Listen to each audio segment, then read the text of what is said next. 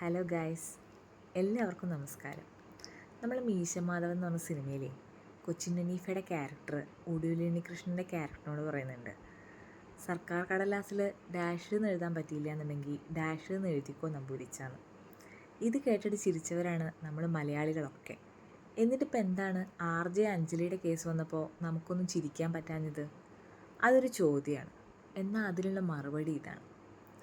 ഇപ്പോൾ prank call ചെയ്യുന്ന ആൾക്കാരാണ്, അവരുടെ ജോലി പ്രാങ്ക് കോൾ ചെയ്യുകയാണ് എന്ന് വെച്ചിട്ട് ഇപ്പോൾ അവരൊരാളെ വിളിച്ചിട്ട് പറയുമോ, അതെ നിങ്ങളെ അച്ഛനിവിടെ മരിക്കാൻ കിടക്കുകയാണ്, അർജൻറ്റാണ്, പറയില്ലല്ലോ. എന്താ പറയാത്തെ? ഒരു മിനിമം വിവേകം എന്ന് പറയുന്ന സാധനമുണ്ട്. ഇന്നതേ പറയാവൂ, ഇന്നതേ പറയാൻ പാടില്ല എന്നുള്ളത്, അല്ലേ? ഇപ്പം ഈ ഒരു പദം നമ്മളാരും ഉപയോഗിക്കാത്തൊന്നുമല്ല. പക്ഷെ നമ്മളെല്ലാവരും പറയുന്ന എല്ലാ കാര്യങ്ങളും എല്ലായിടത്തും എല്ലാവരുടെയും മുമ്പിൽ നമ്മൾ പറയുമോ? നമ്മൾ ചെയ്യുന്ന എല്ലാ കാര്യങ്ങളും എല്ലായിടത്തും എല്ലാവരുടെ എല്ലാ സമയത്തും നമ്മൾ ചെയ്യുമോ? അതൊന്നുമില്ലല്ലോ. ഇതൊന്നും ചെയ്യാതിരിക്കാനുള്ള ഒരു ബോധം ഉണ്ടാവുക എന്നുള്ളതാണല്ലോ നമ്മൾ വളരുക, നമ്മൾ വിദ്യാഭ്യാസം നേടുക, നമ്മളൊരു സമൂഹത്തിൻ്റെ ഭാഗമായിട്ട് ജീവിക്കുക എന്നതുകൊണ്ടൊക്കെ അർത്ഥമാവുന്നത്, അല്ലേ? ഇതിൽ മറ്റൊരു പ്രധാനപ്പെട്ട കാര്യം പറയാനുള്ളത്, നമ്മളുടെയൊക്കെ ജീവിതത്തിലെ നമ്മൾ ഏറ്റവും കൂടുതൽ ബുദ്ധിമുട്ട് നേരിടുന്ന ഫേസ് ഏതാണ്? അതായത് നമ്മുടെ പഠനമൊക്കെ കഴിഞ്ഞ്, നമ്മളെ കല്യാണമൊക്കെ കഴിഞ്ഞ്, അല്ലെങ്കിൽ കല്യാണം പോട്ടെ, നമ്മളെ പഠനമൊക്കെ കഴിഞ്ഞ് നമ്മൾ ജോലി നേടി സ്വന്തമായിട്ട് സാമ്പത്തികമായിട്ട് നമ്മൾ ഏൺ ചെയ്ത് ജീവിതം മുന്നോട്ട് കൊണ്ടുപോകേണ്ട ഒരവസ്ഥയിലേക്ക് എത്തേണ്ട സമയം, അല്ലേ? അപ്പോൾ ആ സമയമൊക്കെ ആകുമ്പോഴേക്കും നമ്മളെ ഡിപ്പെൻഡ് ചെയ്യാൻ ആളുകളുണ്ടാവും, കുട്ടികളുണ്ടാവും, മുതിർന്നവരുണ്ടാവും, അല്ലേ? നമുക്ക് ഓരോരോ കാര്യങ്ങൾ, ഉത്തരവാദിത്തങ്ങൾ ഉണ്ടാവും ചെയ്ത് തീർക്കേണ്ടെന്ന്. അപ്പോൾ അതിനൊക്കെ നമ്മൾ സാമ്പത്തികമായിട്ട് ഒരുങ്ങേണ്ടി വരും, മാനസികമായിട്ട് ഒരുങ്ങേണ്ടി വരും. അപ്പോൾ ഏറ്റവും ബുദ്ധിമുട്ട് നേരിടുന്ന ഒരു കാലഘട്ടമാണത്, അല്ലേ? അതായത് ഒരുപാട് റോളർ കോസ്റ്ററിലൂടെ കടന്നു പോകുന്ന ഒരു സമയം. അപ്പോൾ അങ്ങനെയുള്ള സമയത്ത് നമ്മൾ ഓരോരുത്തരും ഓരോ തൊഴിൽ തിരഞ്ഞെടുക്കും പണം കണ്ടെത്താൻ വേണ്ടിയിട്ട്. അപ്പോൾ ചിലവർ അവരവരുടെ കഴിവുകൾ എന്താണെന്ന് മനസ്സിലാക്കിയിട്ട് അത് പരിപോഷിപ്പിച്ചിട്ട് അതുമായി ബന്ധപ്പെട്ട ഒരു തൊഴിൽ കണ്ടെത്താൻ ശ്രമിക്കും. അത് കുറച്ചും കൂടെ വെല്ലുവിളി നേരിടുന്നതാണ്, അല്ലേ?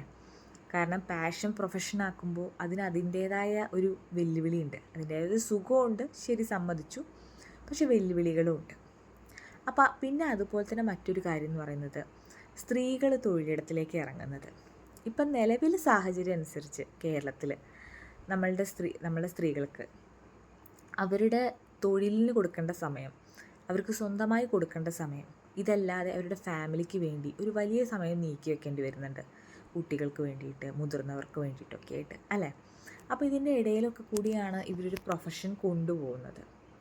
അങ്ങനെ കൊണ്ടുപോകുന്നതിൻ്റെ ഇടയിൽ ഒരു കോൾ വരികയാണ്, നിങ്ങൾക്കിതാ പുതിയൊരു കസ്റ്റമർ കിട്ടിയിരിക്കുന്നു എന്നുള്ള രീതിയിൽ.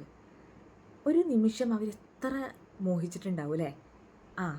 ഒരു വർക്ക് കിട്ടുകയാണ് എന്നുള്ള രീതിയിൽ എത്ര മര്യാദയോടുകൂടിയാണ് അവർ റെസ്പോണ്ട് ചെയ്യുന്നത്.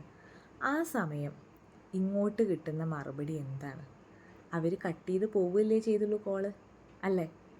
ആർക്കെങ്കിലും സഹിക്കുന്ന രീതിയിലാണോ ഇവർ സംസാരിച്ചത്? ശരിക്കും അവർ തൊഴിലിടത്തിൽ അവമാനിക്കപ്പെടുകയാണ് ചെയ്തത്. അതിന് എന്ത് റീസൺ പറഞ്ഞാലും അതിനൊരു ന്യായീകരണമില്ല. അവർ തൊഴിലിടത്തിൽ അഭിമാനിക്കപ്പെട്ടു. ഇത് നേരിട്ടാണ് അവമാനം നേരിട്ടതെങ്കിൽ അവർ കൊണ്ടുപോയി കേസ് കൊടുക്കില്ലേ മാനനഷ്ടത്തിന്?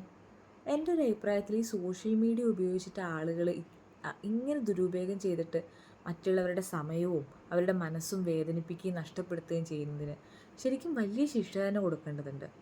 ഇതൊക്കെ നമ്മൾ നിയമത്തിലൂടെ തന്നെ നേരിടാൻ പഠിക്കേണ്ടതുണ്ട് എന്നാണ് എനിക്ക് തോന്നുന്നത് കേട്ടോ.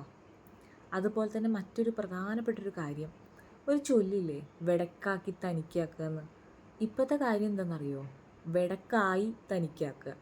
അതായത് ഒരു കാറ് വാങ്ങണമെങ്കിലോ പുതിയൊരു വീട് വെക്കണമെങ്കിലോ പൈസയ്ക്ക് കുറച്ച് അധികം ആവശ്യം വന്നു കഴിഞ്ഞാൽ, അത്യാവശ്യം സോഷ്യൽ മീഡിയയിൽ കളിച്ചുകൊണ്ടിരിക്കുന്ന ആളാണെന്നുണ്ടെങ്കിൽ എന്തായി, ഒന്ന് നിന്നു കൊടുക്കും.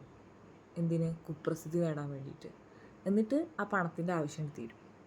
ഞാൻ ആരും പ്രത്യേകിച്ച് ഉദ്ദേശിച്ച് പറഞ്ഞൊന്നുമല്ല കേട്ടോ, ആരും വീട് വാങ്ങിയതിനെക്കുറിച്ചും കാറ് വാങ്ങിയതിനെക്കുറിച്ചൊന്നും പറഞ്ഞതല്ല കേട്ടോ, പൊതുവേ പറഞ്ഞതാ. ഒരു കാര്യം മിനിമം മനസ്സിലാക്കുക, മര്യാദയ്ക്ക് പെരുമാറാനും മാന്യമായിട്ട് സംസാരിക്കാനും അറ്റ്ലീസ്റ്റ് പഠിക്കുക. ഈ പൊതു ഇടങ്ങളിലെങ്കിലും, സോഷ്യൽ മീഡിയയിലെങ്കിലും. കാരണം ഇത് കാലങ്ങളോളം ഇവിടെ കിടക്കും. ഈ വീഡിയോകൾ കാലങ്ങളോളം ഇത് പല ഏജിലുള്ള ആളുകൾ കാണുകയും ചെയ്യും. ദയവ് ചെയ്ത് സ്വയം ഒരു കോമാളിയാവരുത്, പണത്തിന് വേണ്ടിയാണെങ്കിൽ പോലും.